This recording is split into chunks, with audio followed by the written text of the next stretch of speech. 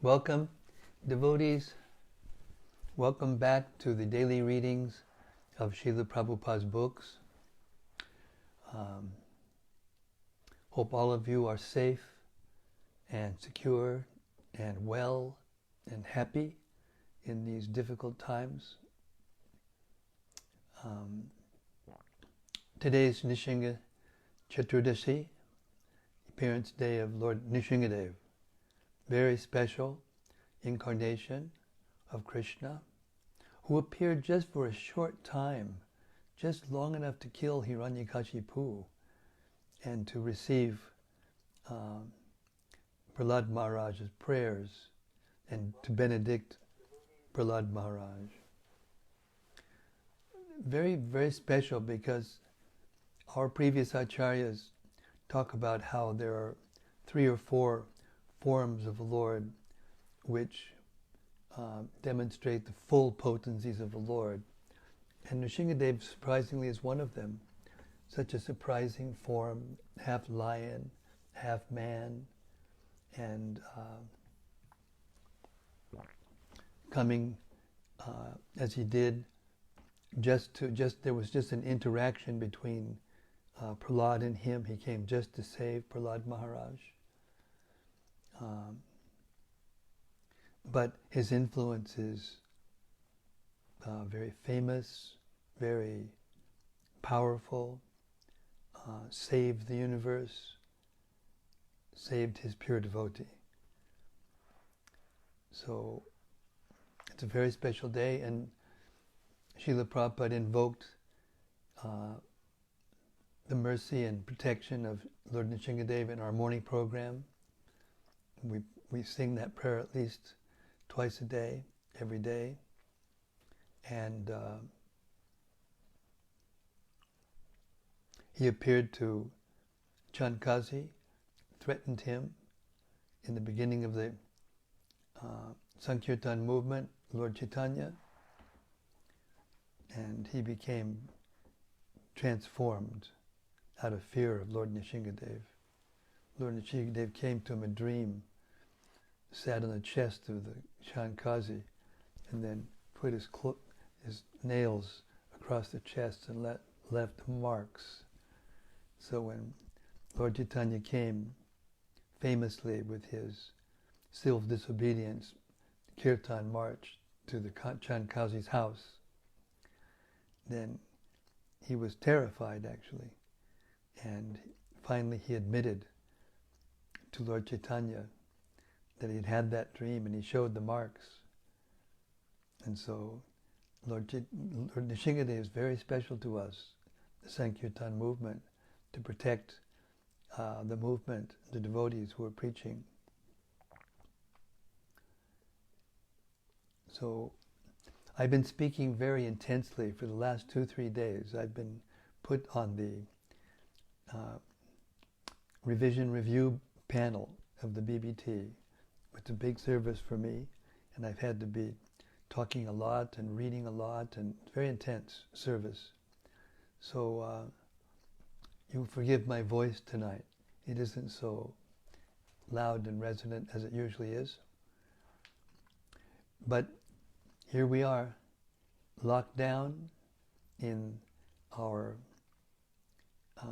hive, which means haven in Old English. In this haven, the room has been transformed and the apartment has been transformed into the spiritual world. And so we're happy and peaceful and hoping that more conditioned souls in the material world, in this earth today, can get this rare privilege of hearing the Srimad Bhagavatam, Bhagavad Gita, Chaitanya Charitamrita, and develop a happiness that transcends whatever is going on in the world, whatever is going on in our lives that may be cause of discomfort, pain, suffering, nature of the material world. Dukhalayama Shasvatam. Krishna certifies this material world as a place of suffering, It's made like that, purposefully, to rectify the fallen conditioned souls and not allow us to become, to come to the conclusion that we can't stay here. We may think it, but Krishna will not allow it to happen because he wants us to come back to him in the spiritual world, where we don't have to struggle and suffer and be forced to serve. We serve out of love, voluntarily. And as soon as we develop that attachment to Krishna through the hearing of the Srimad Bhagavatam and chanting the holy name of the Mahamantra, the Hare Krishna Mahamantra, hearing Srimad Bhagavatam, Bhagavad Gita, Chaitanya Charitamrita, then we increase in our knowledge of Krishna, and eventually we become attached to him, and then we fall in love with him. And in that state, there is no impediment to our happiness. There's no end to our happiness. And at the end of this life, we go back to the spiritual world. So, all glories to Lord Nrsingadev for protecting us and helping us. Srimad Bhagavata Mahima Stotram by Srila Sanatana Gosvami, one of the dearest disciples of Chaitanya Mahaprabhu. He gave Srila Sanatana and his brother Rupa Goswami, and we were called Rupanugas. We're the followers of Rupa and Sanatana Goswamis. And he gave his full mercy, Lord Chaitanya did, to Srila Sanatana Goswami. So as a result of that, he could offer these beautiful prayers to the Srimad Bhagavatam. It goes like this. Sarva Shastrabdi Piyusha, Sarva Vedaika Satpala, Sarva Siddhanta Ratnadya, Sarva Lokaika Drik Prada. O nectar from the ocean of all scriptures, singular fruit of all the Vedas, rich mine of the precious gems of all conclusive truths, you are the only giver of sight to all the worlds. Sarva Bhagavata Prana, Srimad Bhagavata Prabho, Kali Dvandoditaditya, Sri Krishna Parivartita.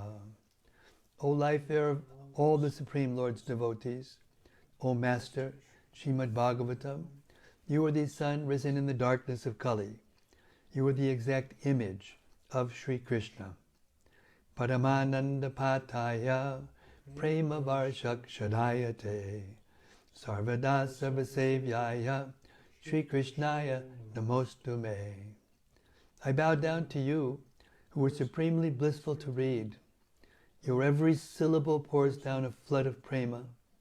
You can always be served by everyone. You are Sri Krishna himself. Madekabando Matsangin, Madgudo Man Mahadana, Man Nisdadaka Madbhagya, Mad Ananda Namostute. My only friend, my constant companion, my spiritual master, my great wealth, my savior, my good fortune, my source of ecstasy, I bow down to you.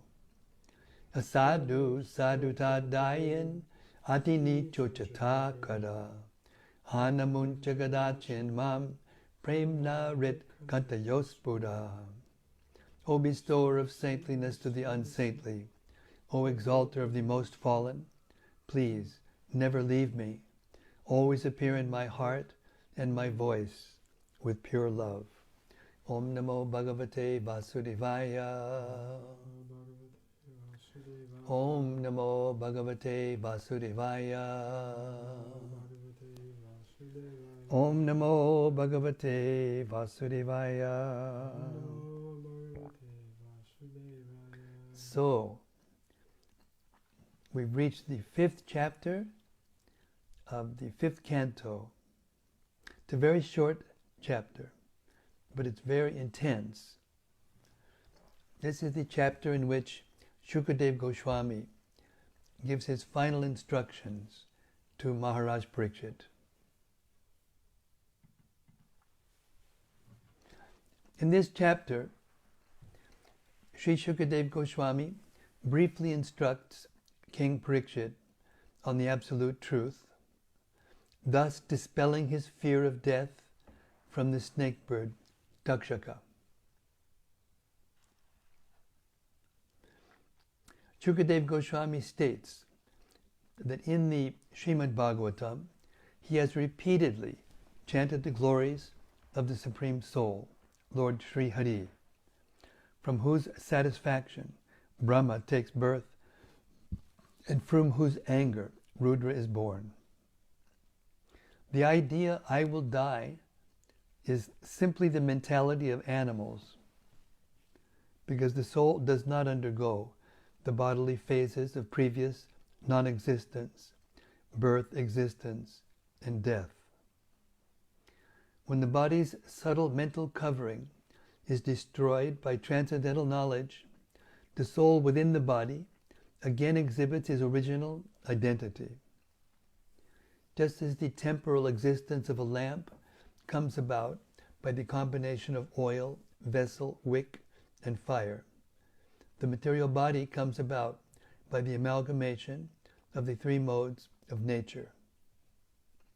The material body appears at birth and displays life for some time. Finally, the combination of material modes dissolves, and the body undergoes death, a phenomenon similar to the extinguishing of a lamp. Sukadeva says to the king, in meditation, you should fix your mind upon Lord Vasudeva, and thus the bite of the snake bird will not affect you.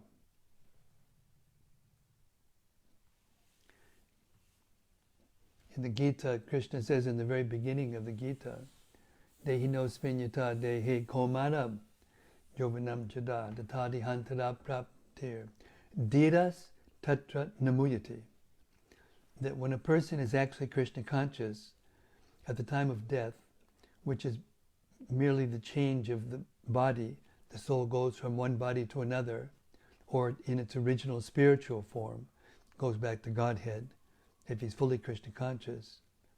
But the point namuyati means that he's not bewildered by this change. Everyone in the material world is bewildered by the modes of nature and thinks that they're going to die. But that's not actually the fact, as we will find out. Text 1.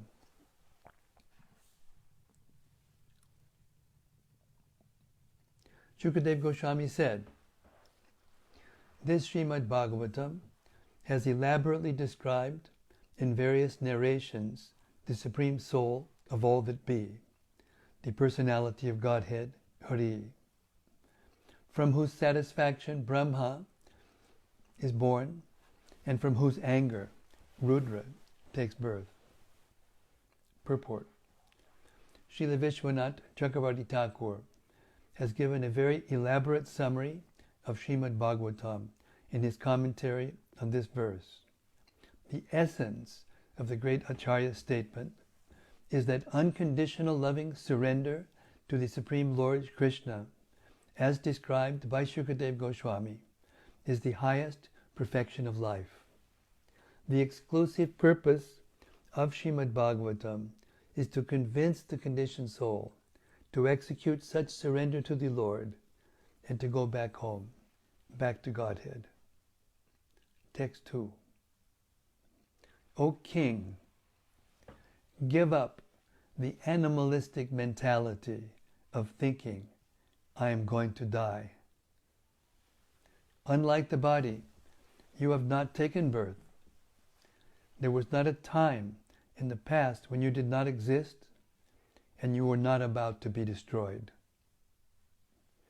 This is very deep, and I will read this verse again. O King, give up the animalistic mentality of thinking, I'm going to die. Unlike the body, you have not taken birth. There was not a time in the past when you did not exist and you were not about to be destroyed. Purport. At the end of the first canto, 119.15, King Pariksit stated, Tang mo pajatang pariyantu vipra, Ganga chadevi dhritachittamishe, dvijo pasrishta kuhakas takshakova, tashatvalam gayata vishnu gataha. O Brahmanas, just accept me as a completely surrendered soul, and let Mother Ganges, the representative of the Lord, also accept me in that way, for I have already taken the lotus feet of the Lord into my heart. Let the snake bird, or whatever magical thing the Brahmana created, bite me at once. I only desire that you all continue singing the deeds of Lord Vishnu. Even before hearing Srimad Bhagavatam, King Pariksit was a Mahabhagavata, a great and pure devotee of Lord Krishna. There was actually no animalistic fear of death within the king, but for our sake, Sukadeva Gosvami is speaking very strongly to his disciple, just as Lord Krishna speaks strongly to Arjuna in the Bhagavad Gita. Text 3. You will not take birth again in the form of your sons and grandsons, like a sprout taking birth from a seed and then generating a new seed. Rather, you are entirely distinct from the material body and its paraphernalia, in the same way that fire is distinct from its fuel. Purport. Sometimes one dreams of becoming reborn as the son of the son of one's son, in the hope of perpetually remaining in the same material family. As stated in the Shruti mantra, Pita Putrena Pitriman Yoni Yunao. A father has a father in his son, because he may take birth as his own grandson. The purpose of Srimad Bhagavatam is spiritual liberation, and not the foolish prolonging of the illusion of bodily identification. That is clearly stated in this verse. Text 4. In a dream, one can see his own head being cut off, and thus understand that his actual self is standing apart from the dream experience. Similarly, while awake, one can see that his body is a product of the 5 material elements. Therefore, it is to be understood that the actual self, the soul, is distinct from the body it observes, and is unborn and immortal. Text 5. When a pot is broken, the portion of sky within the pot remains as the element sky, just as before.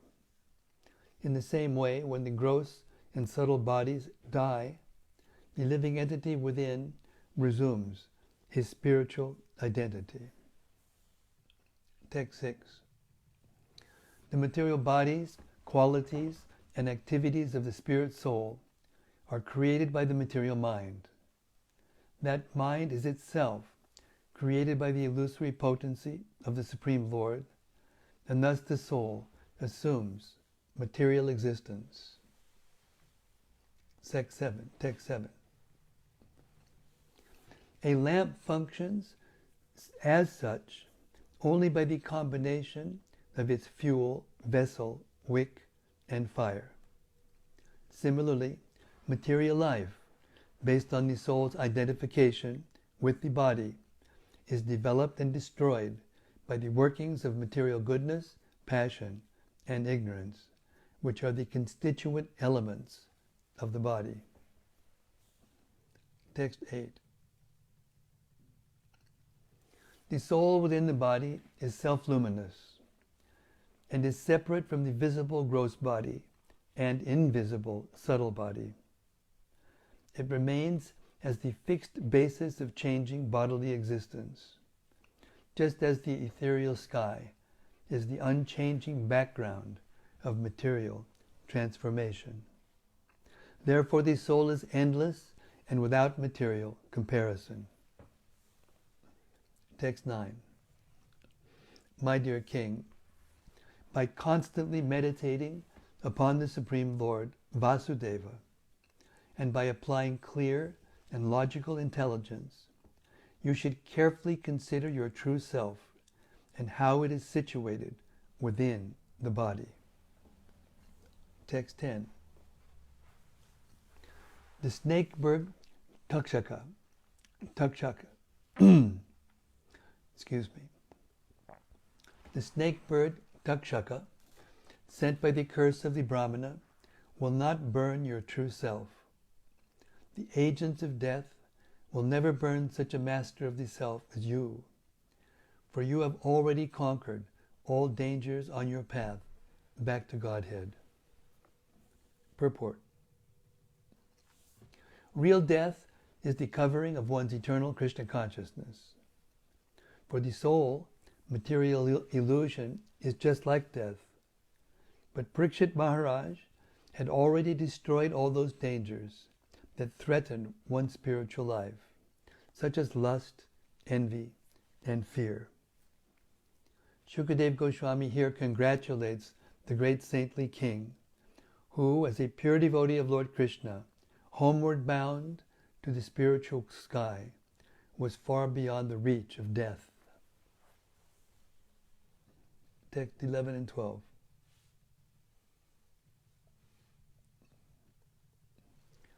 You should consider, I am non-different from the absolute truth, the supreme abode, and that absolute truth, the supreme destination, is non-different from me.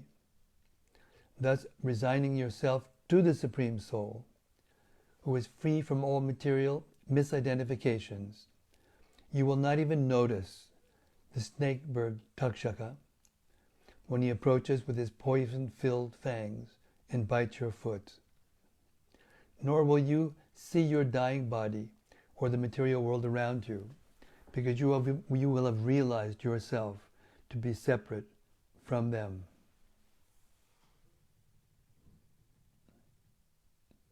(13) Beloved King Pariksit, I have narrated to you the topics you originally inquired about, the pastimes of Lord Hari, the Supreme Soul of the universe. Now, what more do you wish to hear? Purport. In his commentary on this text, Srila Jiva Goswami has elaborately demonstrated by citing many Bhagavatam verses the exalted devotional position of King Pariksit, who was fully determined to fix his mind upon Lord Krishna and go back home, back to Godhead. Thus end the purports of the humble servants of His Divine Grace, A.C. Bhaktivedanta Swami Prabhupada, to the 12th Canto, 5th chapter of Srimad Bhagavatam, entitled Sukadeva Goswami's Final Instructions to Maharaja Krishna. Jai Haribol, Haribol. Hare Krishna, Krishna Krishna, Hare Hare, Hare Rama, Rama Rama, Hare Hare. So this is the most eloquent, I think, my humble impression, is that this 13-verse chapter, it's one of the shortest chapters in the Bhagavatam, but it is so succinct and so deep. Yeah. There's a verse you may know in Chaitanya Charitamrita, which says, essential truth spoken concisely is true eloquence. So these are the most eloquent instructions, put concisely and just in sutric form, of what to do at the time of death and what the purpose of human life is. Now, before Pariksit Maharaj came on the scene, Pariksit Maharaj was already there at the bank of the Ganges.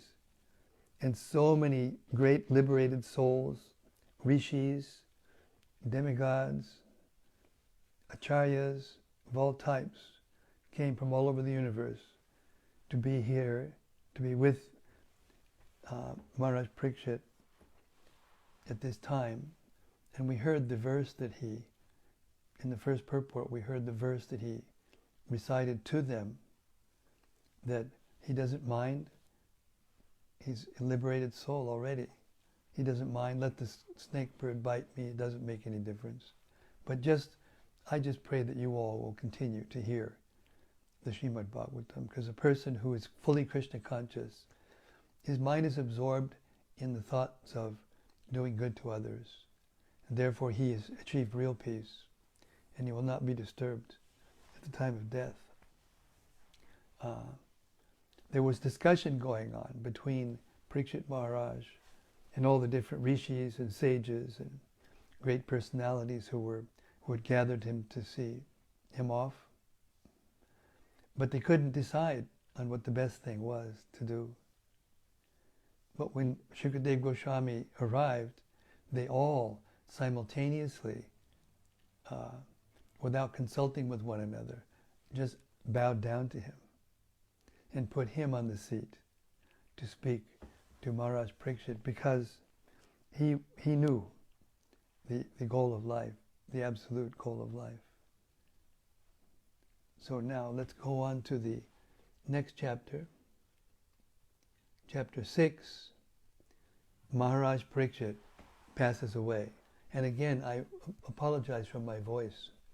Maybe it's not as bad as it sounds like, but to me it sounds not so good tonight. So, Hare Krishna. But my duty and my pleasure is to read the Bhagavatam to you. Chapter 6. Maharaj Pariksit passes away.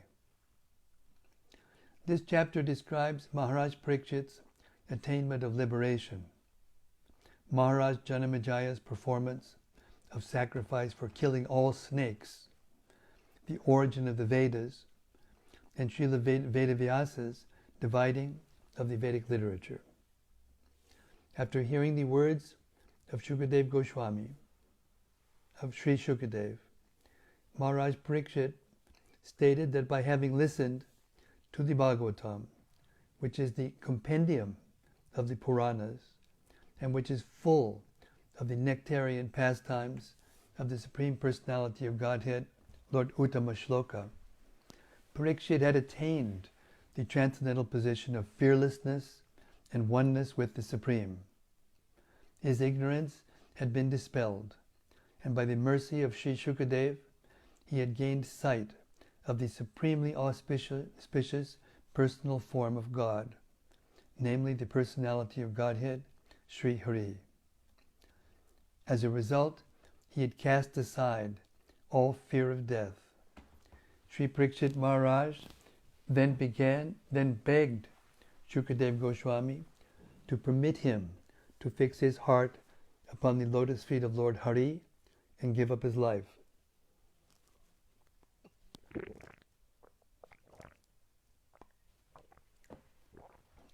Granting this permission, Sri Sukadeva rose and departed. Subsequently, Maharaj Pariksit, free of all doubts, sat down in yogic posture and merged himself in the meditation upon the Supersoul. Then the snake bird, Takshaka, arrived in the guise of a Brahmana, bit him, and the body of the saintly king immediately burned to ashes. Janamejaya, the son of Pariksit, became very angry when he received news of his father's death, and he began a sacrificial performance for the purpose of destroying all the snakes. Even though Takshaka received protection from Indra, he nevertheless became attracted by the mantras and was about to fall into the fire.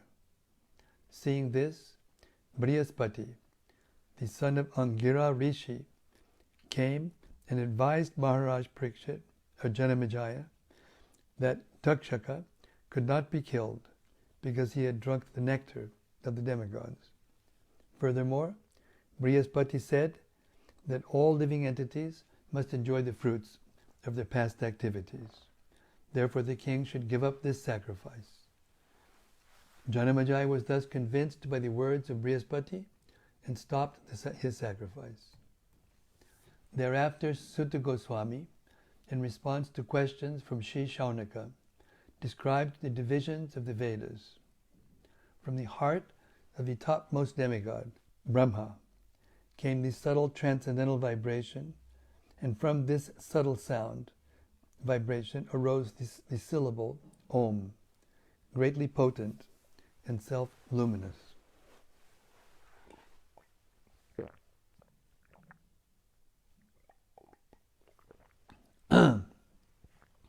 Excuse me. Using this Omkara, Lord Brahma created the original Vedas and taught them to his sons, Marichi and others, who were all saintly leaders of the Brahmana community. This body of Vedic knowledge was handed down through the disciplic succession of spiritual masters until the end of the Dwapara Yuga, when Lord Vyasadeva divided it into 4 parts and instructed various schools of sages in these 4 Samhitas. When the sage Yajnavalkya was rejected by his spiritual master, he had to give up all the Vedic mantras he had received from him. To obtain new mantras of the Yajurveda, Yajnavalkya worshipped the Supreme Lord in the form of the sun god. Sri Suryadev subsequently fulfilled his prayer. Text 1. Sutta Goswami said, after hearing all that was narrated to him by the self-realized and equipoised Sukadeva, the son of Vyasadeva, Maharaja Pariksit, humbly approached his lotus feet.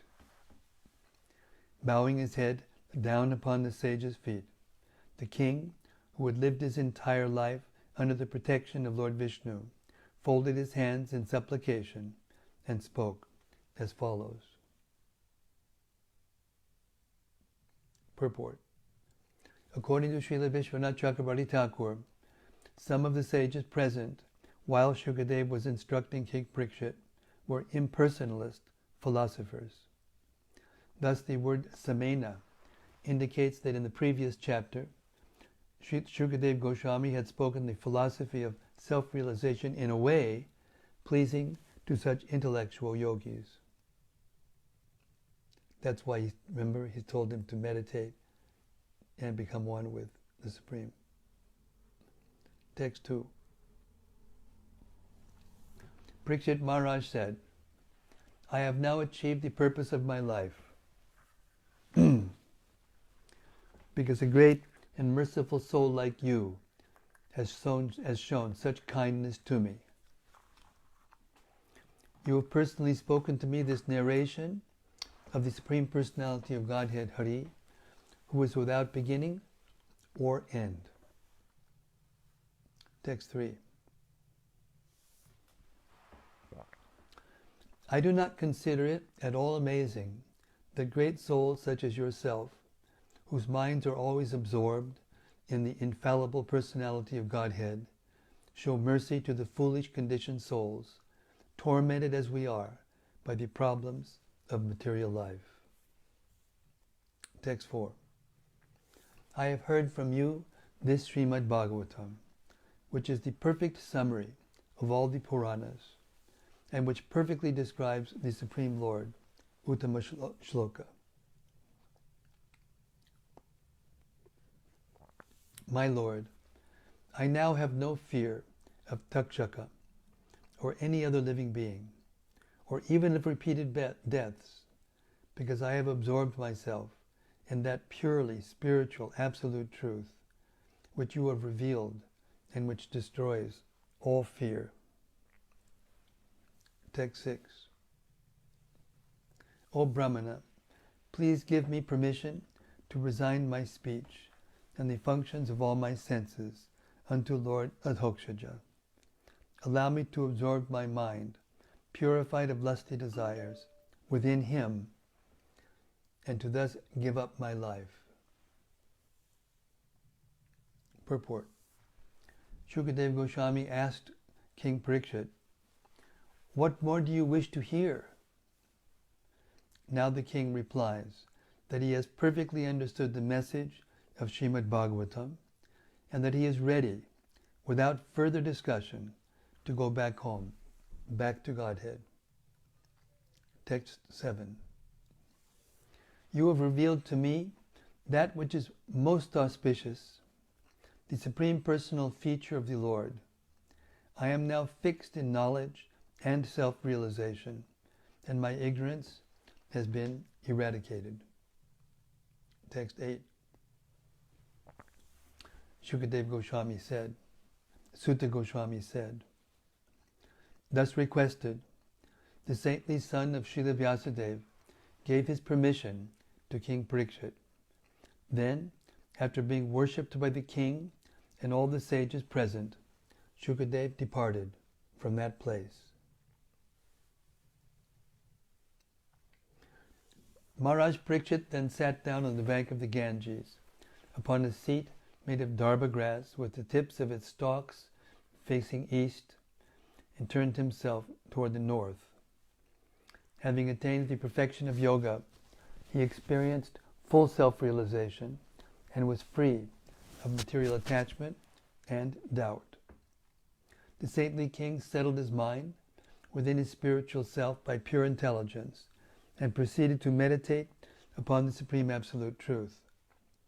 His life here ceased to move, and he became as stationary as a tree. Text 11. O learned Brahmanas, the snake bird, Takshaka, who had been sent by the angry son of a Brahmana, was going toward the king to kill him when he saw Kashyapa Muni on the path. Takshaka flattered Kashyapa by presenting him with valuable offerings and thereby stopped the sage, who was expert in counteracting poison, from protecting Maharaj Pariksit. Then the snake bird, who could assume any form he wished, disguised himself as a Brahmana, approached the king and bit him. Purport. Kashyapa could counteract the poison of Takshaka and demonstrated this power by bringing a palm tree back to life after Takshaka had burned it to ashes by biting it with his fangs. According to the arrangement of destiny, Kashyapa was diverted by Takshaka, and the inevitable took place. 13. While living beings all over the universe looked on, the body of the great self-realized saint among kings was immediately burned to ashes by the fire of the snake's poison. 14. There arose a terrible cry of lamentation in all directions on the earth and in the heavens, and all the demigods, demons, human beings, and other creatures were astonished. Text 15. Kettle drums sounded in the regions of the demigods, and the celestial Gandharvas and Apsaras sang. The demigods showered flowers and spoke words of praise. Purport. Although lamenting at first, all learned persons, including the demigods, soon realized that a great soul had gone back home, back to Godhead. This was certainly a cause for celebration. Text 16. Hearing that his father had been fatally bitten by the snake bird, Maharaj Janamejaya became extremely angry and had Brahmanas perform a mighty sacrifice in which he offered all the snakes in the world into the sacrificial fire. Text 17. When Takshaka saw even the most powerful serpents being burned in the blazing fire of that snake sacrifice, he was overwhelmed with fear and approached Lord Indra for shelter. Text 18. When King Janamejaya did not see Takshaka entering a sacrificial fire, he said to the Brahmanas, "Why is not Takshaka, the lowest of all serpents, burning in this fire?" The Brahmanas replied, "O best of kings, the snake Takshaka has not fallen into the fire because he is being protected by Indra, whom he has approached for shelter. Indra is holding him back from the fire." 20. The intelligent King Janamejaya, hearing these words, replied to the priests, "Then, my dear Brahmanas, why not make Takshaka fall into the fire along with his protector, Indra?" 21. Hearing this, the priests then chanted a mantra for offering Takshaka together with Indra as an oblation into the sacrificial fire. "O Takshaka, fall immediately into this fire, together with Indra and his entire host of demigods." 22. When Lord Indra, along with his airplane and Takshaka, was suddenly thrown from his position by these insulting words of the Brahmana, he became very disturbed. Brihaspati, the son of Angira Muni, seeing Indra falling from the sky in his airplane, along with Takshaka, approached Janamejaya and spoke to him as follows: "O king among men, it is not fitting that this king of snakes meet death at your hands, for he has drunk the nectar of the immortal demigods. Consequently, he is not subject to the ordinary symptoms of old age and death." Text 25. The life and death of an embodied being and his destination in the next life are all caused by himself through his own activity. Therefore, O king, no other agent is actually responsible for creating one's happiness and distress. Purport. Although King Pariksit apparently died by the bite of Takshaka, it was Lord Krishna himself who brought the king back to the kingdom of God. Brihaspati wanted young King Janamejaya to see things from the spiritual point of view. Text 26. When a conditioned soul is killed by snakes, thieves, fire, lightning, hunger, disease, or anything else, he is experiencing the reaction to his own past work. Purport.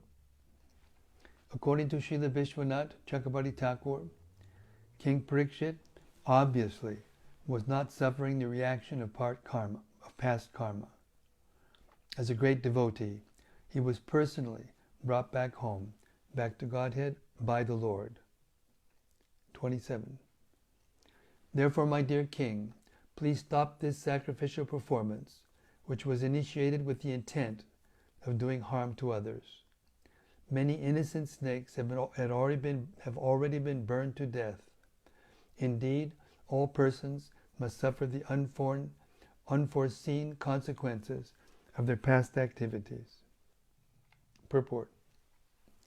Brihaspati here admits that although the snakes appeared to be innocent, by the Lord's arrangement, they were also being punished for previous vicious activities. Text 28. Sutta Goswami continued. Advised in this manner, Maharaja Janamejaya replied, "So be it." Honoring the words of the great sage, he desisted from performing the snake sacrifice and worshipped Brihaspati, the most eloquent of sages. This is indeed the Supreme Lord's Vishnu's illusory energy, which is unstoppable and difficult to perceive. Although the individual spirit souls are part and parcel of the Lord, through the influence of this illusory energy, they are bewildered by their identification with various material bodies. Purport. The illusory energy of Lord Vishnu is so powerful that even the illustrious son of King Pariksit was temporarily misdirected. Because he was a devotee of Lord Krishna, however, his bewilderment was quickly rectified. On the other hand, An ordinary materialistic person, without the special protection of the Lord, plummets to the depths of material ignorance. Factually, materialistic persons are not interested in the protection of Lord Vishnu. Therefore, their complete ruination is inevitable. Text 30 and 31.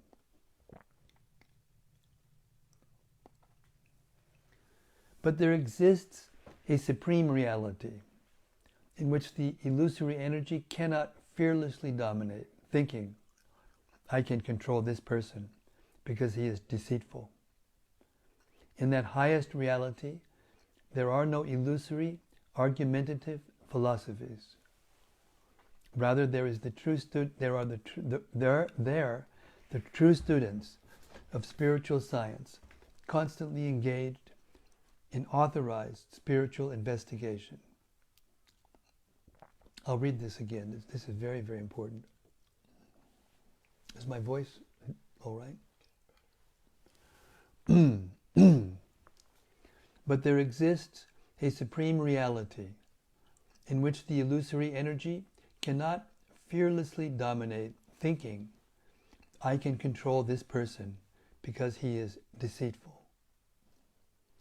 In that highest reality, there are no illusory argumentative philosophies.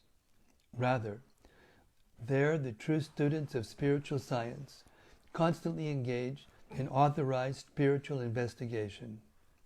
In that supreme reality, there is no manifestation of the material mind, which functions in terms of alternating decision and doubt. Created material products, their subtle causes, and the goals of enjoyment attained by their utilization do not exist there. Furthermore, in that supreme reality, there is no conditioned spirit, covered by false ego and the three modes of nature. That reality excludes everything limited or limiting. One who is wise should therefore stop the ways of material life and enjoy within that supreme truth. Purport. The illusory energy of the Lord, Maya, can freely exert her influence over those who are hypocritical, deceitful, and disobedient to the laws of God. Since the personality of Godhead is free of all material qualities, Maya herself becomes fearful in his presence. As stated by Lord Brahma, Bilajjamanaya yassistatum ikshe pate muya. Maya herself is ashamed to stand face to face with the Supreme Lord. In the supreme spiritual reality, useless academic wrangling is completely absent.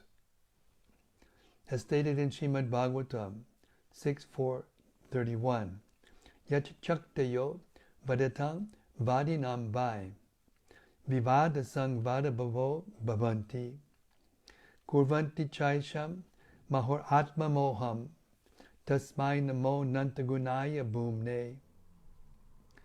Let me offer my respectful obeisances unto the all-pervading Supreme Personality of Godhead, who possesses unlimited transcendental qualities. Acting from within the cores of the hearts of all philosophers who propagate various views, he causes them to forget their own souls, while sometimes agreeing and sometimes disagreeing among themselves. Thus he creates within this material world a situation in which they are unable to come to a conclusion. I offer my obeisances unto him. Text 32. Those who desire to give up all that is not essentially real move systematically by negative discrimination of the extraneous to the supreme position of Lord Vishnu. Giving up petty materialism, they offer their love exclusively to the absolute truth within their hearts and embrace that highest truth in fixed meditation. Purport. The words yan neti netyatad utsisrik shava indicate the process of negative discrimination, by which one engaged in the search for essential and absolute truth systematically rejects all that is superfluous, superficial, and relative. Throughout the whole world, people have gradually rejected the ultimate validity of political, social, and even religious truths. But because they lack Krishna consciousness, they remain bewildered and cynical. However, as clearly stated here, Padam Padam Vaishnavam Amananti Tat.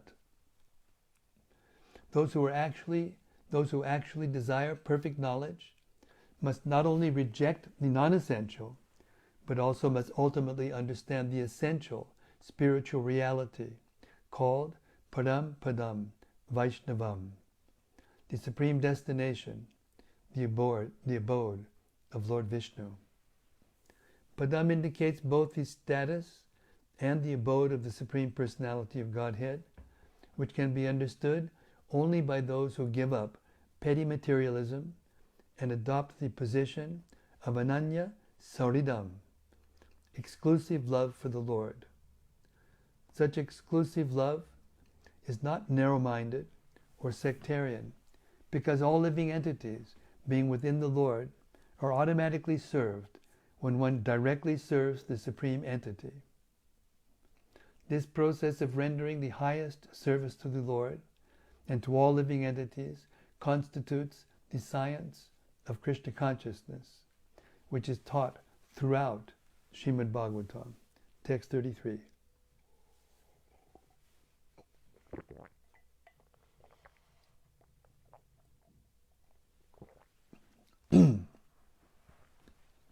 Such devotees come to understand the supreme transcendental situation of the personality of Godhead, Lord Vishnu, because they are no longer polluted by the concepts of I and my, which are based on body and home. Text 34. One should tolerate all insults and never fail to show proper respect to any person. Avoiding identification with the material body, one should not create enmity with anyone. 35. I offer my obeisances to the Supreme Personality of Godhead, the invincible Lord Sri Krishna. Simply by meditating upon his lotus feet, I have been able to study and appreciate this great literature. Shonakarichi said, O gentle Sutta, please narrate to us how Paila and the other greatly intelligent disciples of Srila Vyasadeva, who are known as the standard authorities of Vedic wisdom, spoke and edited the Vedas. Sutta Gosvami said, I'm going to stop here because my voice is I'm leaving me, actually. I want to start tomorrow with 36, this verse, because it's changing. It's a perfect stopping place. O gentle Sutta, please narrate to us how Paila and the other greatly intelligent disciples of Srila Vyasadeva, who are known as the standard authorities of Vedic wisdom, spoke and edited the Vedas. We'll stop here.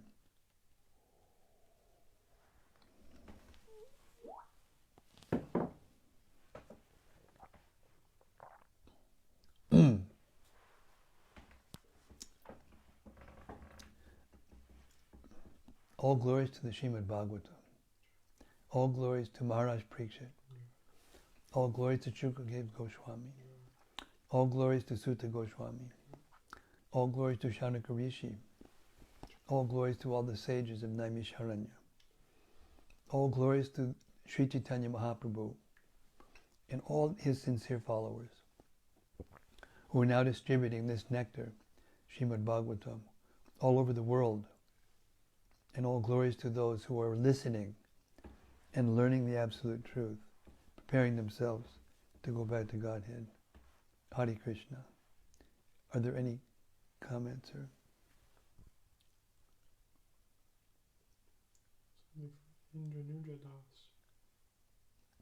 Haribol Nuja.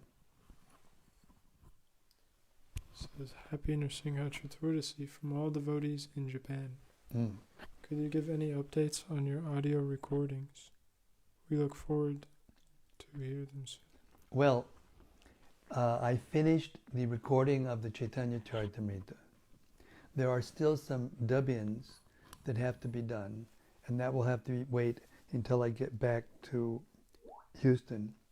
But in the meantime, Rasika Shiromani, my disciple, who is editing the sound, because when you read, you can't make a mistake. So I have to go back over things sometimes. So all that has to be cleaned. And I was able to, and he's sending me, the most recent one I got was chapter 3 of the Anchalila. So he's working through it fairly quickly.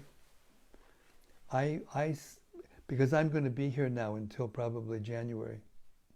I don't see how I can go back to America until I get my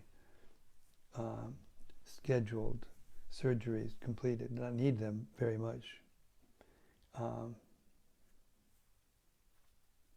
So I would say sometime next year the Chaitanya Charitamrita will be published. But I was able to, yesterday I had a conversation with Brahma Muhurta, the actual publisher of the audiobooks, and I was able to play him a sample. Now this Brahma Muhurta has got the sharpest ear and the most professional, perfectionist mentality of anybody I've ever met. And when he heard it, he went into ecstasy. He said, it's so wonderful. I didn't want it to stop. Maharaj, what have you done? So I took this as the highest compliment, because he's the most critical. He's the one we have to please. So I think you'll be happy, everyone will be happy with these audiobooks. And then after that, we'll do the Gita, then we'll do the whole Bhagavatam, which will take at least a couple of years, 2-3 years. That's the report. Thanks for asking, Indranuja. But now I have to go because my voice is stopping, and also I'm just getting some WhatsApp and Skype messages that I have to tend to right now. So, Srimad Bhagavatam ki jai, Gaur Premanandi Hari Hari Bol, all glories to all of you on this auspicious Nrsimha Chaturdashi. See you tomorrow, for sure, 7 o'clock, UK time, right here in Hythe, which is the haven for us. Hare Krishna.